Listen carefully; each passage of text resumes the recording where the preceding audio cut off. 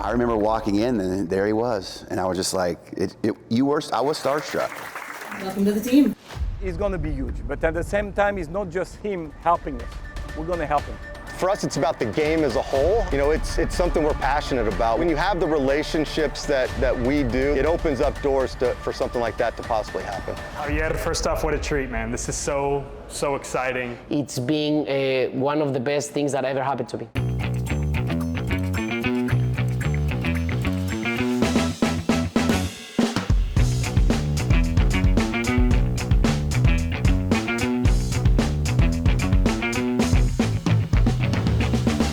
How do you sign a global superstar? A player whose career accolades rival a grocery list for a family of 12. Premier League championship, Club World Cup champion, all-time goal scorer for a national team. He's worn red, he's repped Los Blancos, and now he plays for Dallas as the newest member of Atletico Dallas. So here's how a club that's never kicked a ball signed Javier Chicharito Hernandez.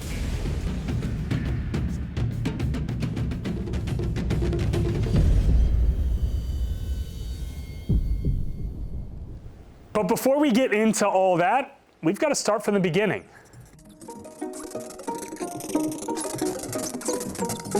The reveal video that turned a dream into a reality. Co-founders Sam Morton and Matt Valentine had been working on building what was once just USL Dallas for around 4 years. In fact, we talked all about it right here at our CW33 studios over 1 year ago. An unbelievable look. Talk to me about the crest and why we opted for the name Atletico Dallas. So it really was just built through ambition and grit. Just bringing something to life like this, we believe we're creating a community asset that's going to be here way longer than Sandline. It's going to be here 50 years, 100 years. And these soccer clubs in Latin America or Europe is about the community, right? And it's really the community asset. It's not our asset. Yeah. You guys are best friends, obviously. Do you guys get on each other's nerves as business partners? You know, we always... I get on his nerves. Now, at that point, signing a player like Chicharito wasn't even a thought. It wasn't even dreamable. But the same could be said for just a few months ago. When it first happened, hey, should we go get Chicharito and bring him to the club? Didn't happen quite like that. I give a lot of credit to Bert Garcia. Bert works for us. I call him kind of the club's rainmaker, but you know, he's heading up our project out at DSP to get the facility built. But Bert, you know, ran the G League in the Rio Grande Valley, and he's just really well connected. And we were literally just sitting around one afternoon, and he said, "Would you guys want to meet with Chicharito?" And Matt and I were like, "What are you talking about?" And he's like, "Well, let me tell you a story." So Bert's college roommate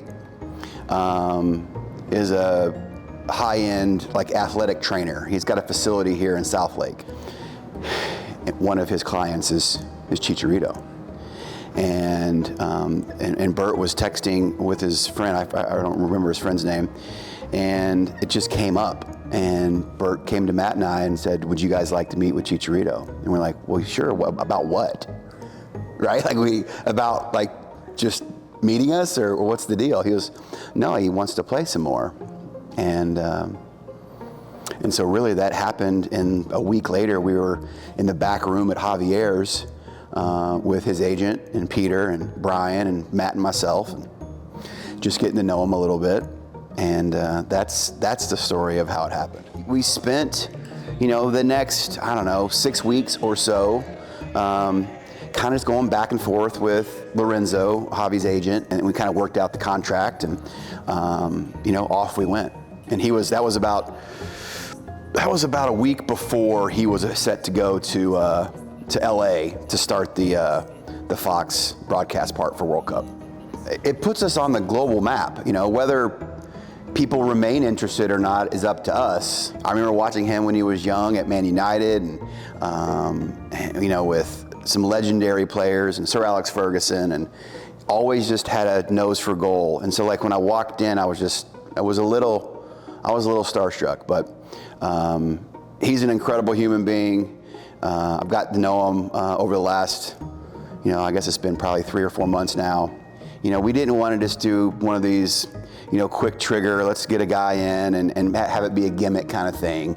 He's motivated to end his career the way that he wants to end his career. He loves the club. He loves what we've done so far. He wants to put his mark on something, and he wants to be in the city. And so, like, all those things aligned really well for us. I think if it was just a transaction where we had an opportunity just to get him for a year or two or something, maybe we don't do it. But the fact that he's committed to stay here long term and set up his life post-retirement in Dallas made a lot of sense to us. There is nothing like a friend of a friend of a friend to get a deal done. But there is so much more than just mutual friends and a nice fancy restaurant to get the deal done when it comes to Javier Chicharito Hernandez. For starters, this isn't even entirely new for the USL. For those of you who aren't familiar, that is the United Soccer League. Dallas is home to several USL clubs ranging from the top men's league, the USL Championship, the top women's league, the Gamebridge Super League, more on them later, all the way down to the USL League 1 and USL League 2. The league plans to add a new league called the USL Premier by 2028, which would be recognized by the US Soccer Federation as the highest level of soccer in the country, on par, yes, with Major League Soccer. That is an interesting development to follow for sure. Now, as far as stars are concerned, the USL isn't unfamiliar to some of the top soccer players in the world. The most notable USL player of all time is Chelsea and Ivory Coast legend Didier Drogba, once a member of USL Championship side Phoenix Rising Football Club from 2017 to 2018, and he's actually still a part owner to this day. Atletico Dallas begins its journey in March of 2027, but there is still so much more to do before ball is kicked at the Cotton Bowl. And we've got plenty more to talk about before we sign off, including our one-on-one conversation with Chicharito himself. We'll also talk to another person who knows a thing or two about playing for some of the top clubs in the world. We've got all that and more when So Sports continues just after this.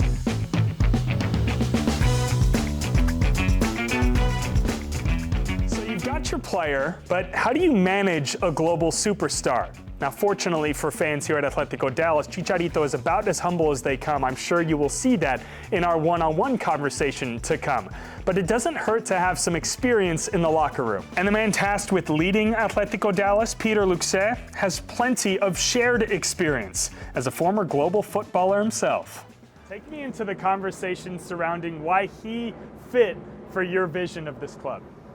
Well, he fit for so many things. So we know what his career, to be honest, have been like tremendous, amazing. You can see the passion that he has. I didn't have a doubt about it, but he was very passionate about it, and the fact that he sees it like playing, and he can play maybe 2 or 3 years. We know that what he can give to the club is not just to the team, to the club, even to the fans. That connection that he's going to have. He's a top player. So I don't have to talk about his career because everybody knows his career right now. But what he's going to give us is huge.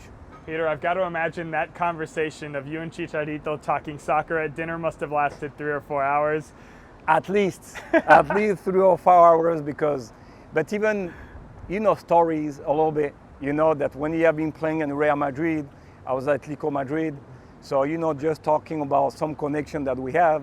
I'm a good friend with Zinedine Zidane, so he was with him too. So some of the story, beautiful story, to be honest. So it was amazing to see him, like how open he is, and I can't wait to see that and the way that, and the thing that was very interesting with him is that not even me mentioning what he could do for the team, by himself, he mentioned by himself that what he can do with the team. So it was excellent. I didn't have to talk.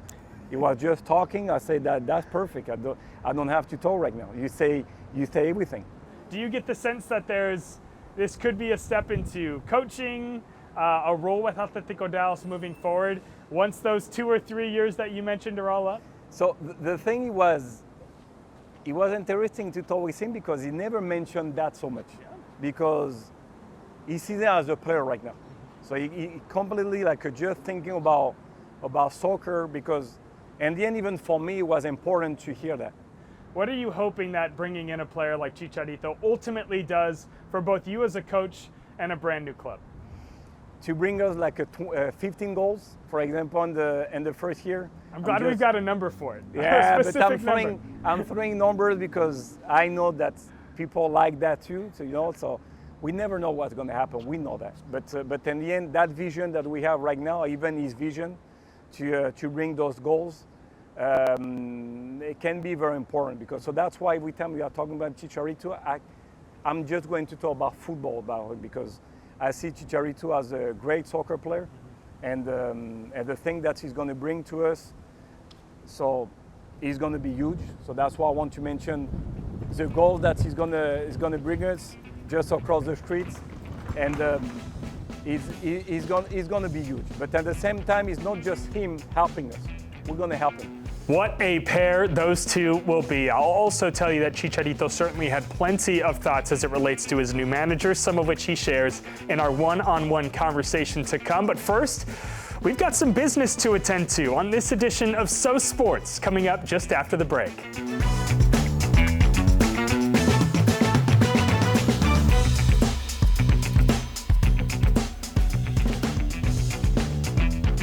They say soccer is a lot like life, and like in life, you can't always plan for everything. Co-founders Matt Valentine and Sam Morton certainly know that to be the case, starting a brand new football club right here in the heart of Dallas. And they learned a lot about that process when it came to a new opportunity that came their way in the midst of all the Chicharito mayhem. They didn't plan to have a global superstar on their roster a few months back, but you take opportunities as they come, and it just so happens that in the midst of all of this, another opportunity became available. We're wearing Atletico Dallas gear, but we're gearing up for practice with Dallas Trinity. Did we ever see these two worlds collide? I think there was always a hope that one day something like that would come together. For us, it happened much quicker than we anticipated, literally over the course of probably 3 weeks. But it's something we're really embracing as a club, and it enables us to really build out our club the way we want to. Dallas Trinity FC.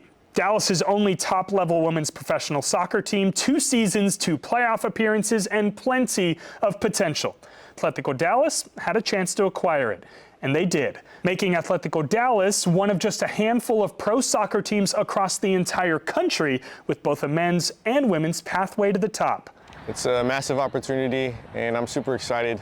Brian and Matt and the ownership group have big belief and trust in me to lead this team. And, I think the goal is, they want to bring championship trophies to Dallas. Seeing what plans they have envisioned for this club and, trying to build not just what they have for Atletico, but, something special for the women's and have their own facility, have their own fields, and that excited me. And I know, having that kind of platform and stage is only going to not improve the team, but also make it an inviting place for players to want to come. Now, whether we see a Chicharito-esque signing for Dallas Trinity remains to be seen, but they will both certainly be worth seeing. Dallas Trinity kicks off their new season on August 15th at the Cotton Bowl. It will be worth the wait, kind of like our one-on-one with Javier Chicharito Hernandez. That conversation is coming up next when So Sports continues just after this.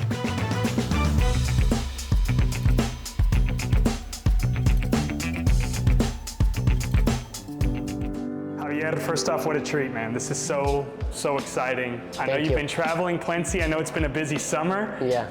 To finally realize that this is a reality, that you are going to be a member of Atletico Dallas, a team that hasn't even kicked a ball yet. How exciting is this moment for you? I am very excited actually because it's an amazing project, and something that attracted me the most, obviously, to be playing, again, because after this year that I took kind of off, like sabbatical year, after what I experienced in Mexico that wasn't that good, that easy, it's how this project is aimed for, you know, this connectivity that the owners and everyone wants to have with the people. It's something that I think Dallas in particular deserve it, you know, so I think that's why I'm very attracted, I'm very happy, I'm very glad to be here. Timing is everything, right? I mean, you talk about your experience in Mexico and then having the World Cup and now having this moment. I mean, what a whirlwind it's been for you. Now, the good thing is you said it before we even hit record, soccer is everything to you. Football is everything for you. But more specifically, you can't picture yourself ever falling out of love with the game. So the chance to play it again, that's just got to be exciting for even the kid that first ever kicked the ball. Definitely, definitely. My granddad, before he passed away and through time when I was playing, he always said that he never retired. It's just that he couldn't play professional football anymore. It's like you're always going to be a professional footballer. The only problem is like no one is going to hire you when you are 40, 50, 60, right? So it's something like the point of that is like you will never stop being a football player. So yeah, for me, I'm excited, I'm happy, you know, and yeah, everything that this project has it goes with my core, it goes with my value. You know, they have amazing people working on all of this, you know, from Matt and Sam and then everyone below that were involved in this. It's just amazing. And I think Dallas in particular has been just being part of my life without me forcing it to. And it's just life, fluidity about my life, and coincidences just make me to be here. You know, sometimes in life, if you go with the flow, sometimes great opportunities happen instead of you looking and searching for them. You just put good energy out there, and good energy is going to find you, right? Yeah, definitely. I believe in the way that you are, the things that you give out is the things that you're going to receive in the end, you know, eventually. Not literally, if I give you the hand, you're going to give me the hand, but sometimes in life, and like you said it, in energy, generally, you know, in the way that you are vibrating, in the way that you are living in that energy is the things that you're going to be attracting, for sure. It's funny you say that, though, because life is a lot like football, right? And somebody with your playing style who puts himself in a good position tends to find himself with the ball on the back of the net. It's very reminiscent of the way you've played your entire career. Actually, yes, the analogy that you use, exactly.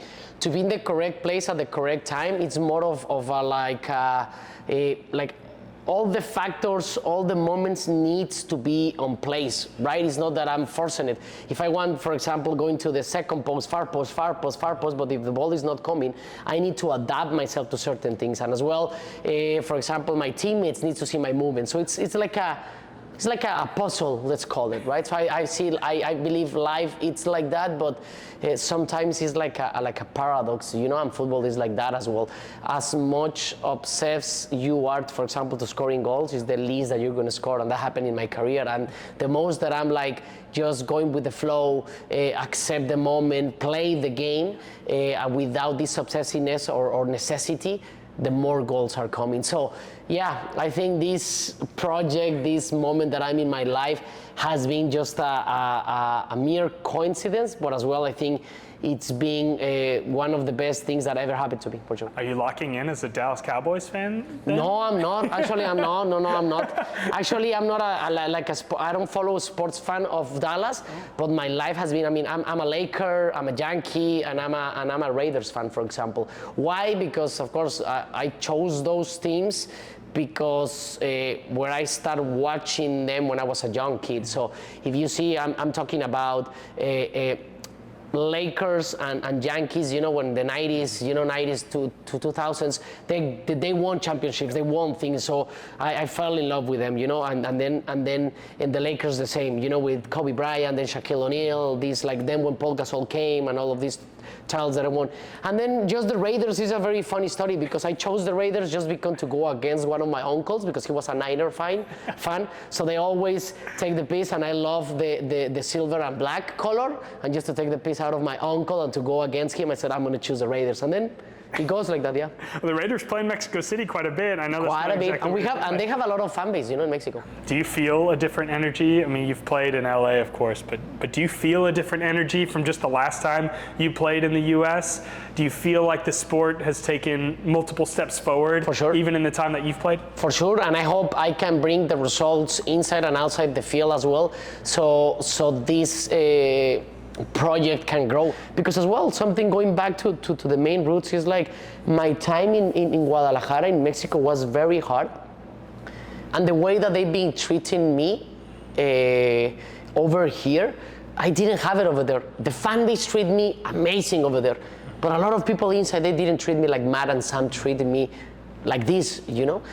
And the opportunity I'm gonna have to play again and to feel that connection that I think I lost with this sport that I love the most in Mexico is what Atletico Dallas are gonna give me. And then of course, hopefully I can score a lot of goals. Hopefully I can play very good. Hopefully we can, in our first year, imagine win a championship over there. But the main thing over here is we want people to feel represented in Dallas. We're gonna play in an amazing stadium, you know, a huge stadium. So why not, you know, fill those stadiums with good football, good results, and then going in the USL to help grow. A legendary player, and after that conversation, I can confirm a legendary human. Chicharito plays for Dallas as the newest member of Atletico Dallas. You can catch that full unedited conversation right now on CW33.com. But for now, that'll do it for this edition of So Sports. I'm Daniel Esteve, reminding you to smile often, and we'll see you next time.